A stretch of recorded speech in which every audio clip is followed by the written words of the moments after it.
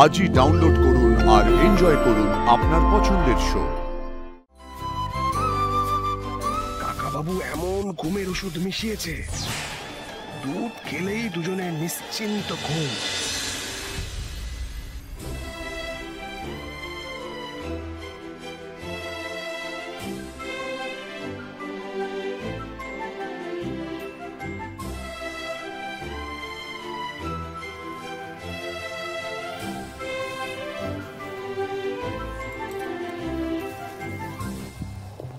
এখনো ভয় পাচ্ছ?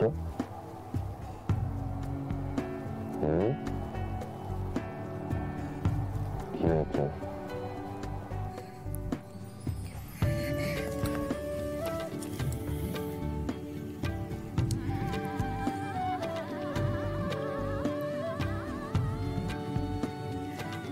ছোটবেলায় জানো তো খুব পাহাড় পাহাড় করতাম।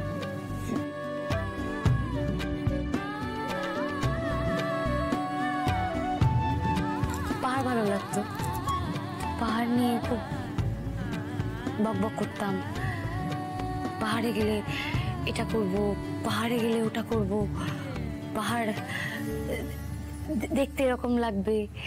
ওই পাহাড় কতটুকুই বা দেখেছিলাম ছবিতে বা এই কোথাও কখনো কোনো শোতে বা কিছুতে, মানে যা হয় আর কি। তারপর যখন বাবার হাত ধরে প্রথমবার দার্জিলিং গেলাম,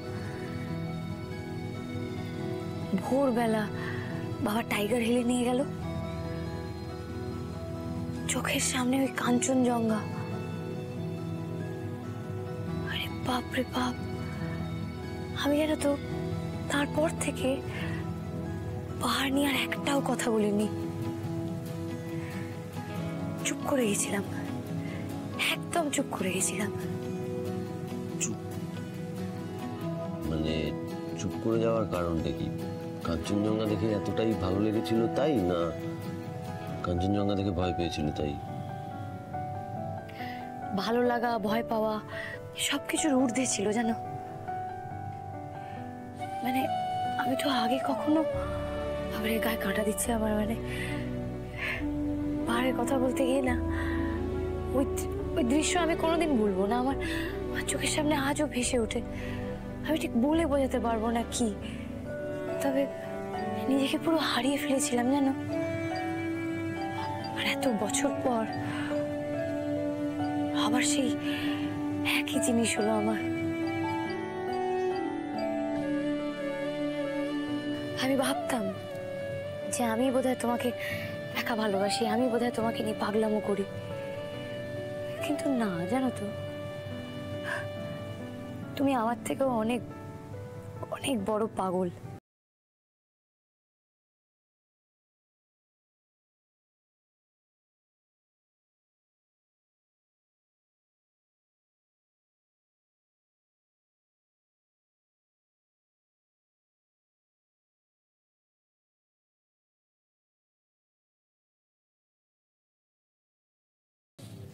এই জন্য ভয় পাচ্ছ?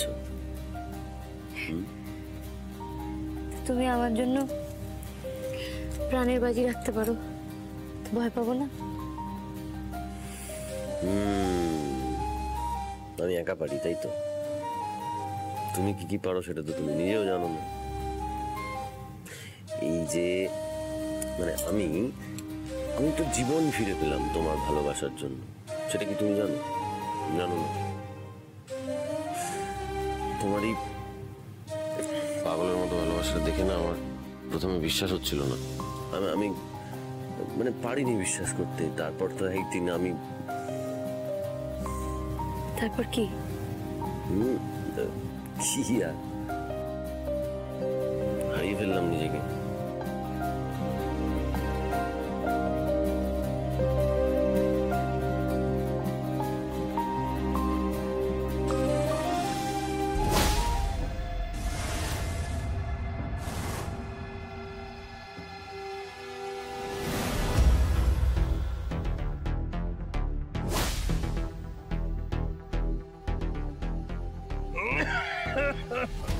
মনে হচ্ছে আমি না ভুল সময়ে চলে এসেছি। আরে কাকা বাবু আপনি, না না, আর ওই দেখুন আপনি এগুলো কি আপনি কেন নিয়ে নেন? আমাকে বলতে পারতেন, আমি নিয়ে আসতাম, তাই না?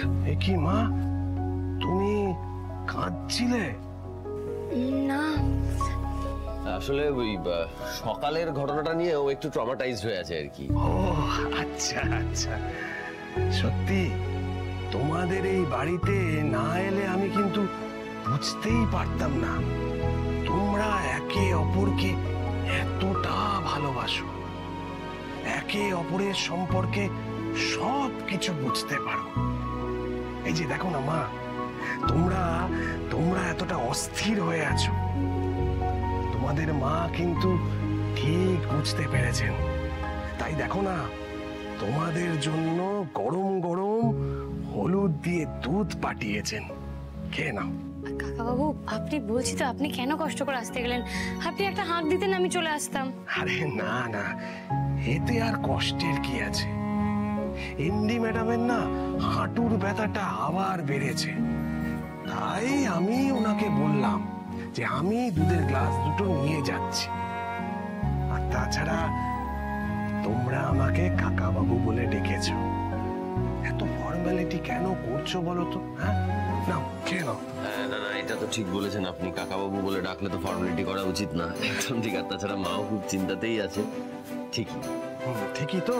দেখো কথায় কথায় দুধের গ্লাস দুটো কিন্তু ঠান্ডা হয়ে যাচ্ছে, তাড়াতাড়ি এই গ্লাস দুটো শেষ করো, তাহলে তোমাদের মা শান্তি পাবেন। নাও। Thank you.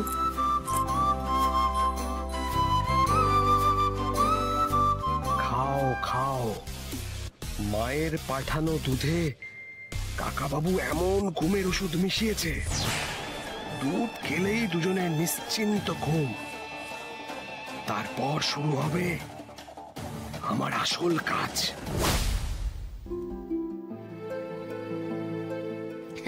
কাকা বাবু মাকে বলে দেবেন যে আমরা একদম ঠিক আছি, আর এই যে গ্লাসও কিন্তু ফিনিশ। ঠিক আছে, এবার স্যার শুয়ে পড়বেন, আর আমি একটু পড়াশোনা করে তারপর ঘুমিয়ে পড়বো। এ কি কাণ্ড, এত ধকলের পর তুমি এখন আবার রাত জেগে পড়তে বসবে? না না মা, তোমার কিন্তু শরীর খারাপ করবে। এই আদি, তুমি আনন্দিমাকে একটা ঘুমের ওষুধ দাও তো। আনন্দিমা ঘুমের ওষুধটা খেয়ে একটু নিশ্চিন্তে ঘুমাক। এইটা আপনি খুব ভালো কথা মনে করিয়েছেন। এক মিনিট। স্যার, আরে আচ্ছা শোনো না, আমি পড়াশোনা করার পর ঘুমিয়ে যেতাম, আমার এমনি পড়তে পড়তে ঘুম চলে আসতো। এটা ধরো, কথা বলো না, আফটার এনি মেন্টাল স্ট্রেস ঘুমটা জরুরি। ধরো। ঠিক আছে, আরে বাবা সেই তুমি ঘুমের ওষুধের ডবল ডোজ। পৃথিবীর রসাতলে গেলেও তোমাদের ঘুম আজ আর ভাঙবে না আনন্দে। আমার কাজে আজ আর মাঝপথে ব্যাকড়া দেওয়া যাবে না।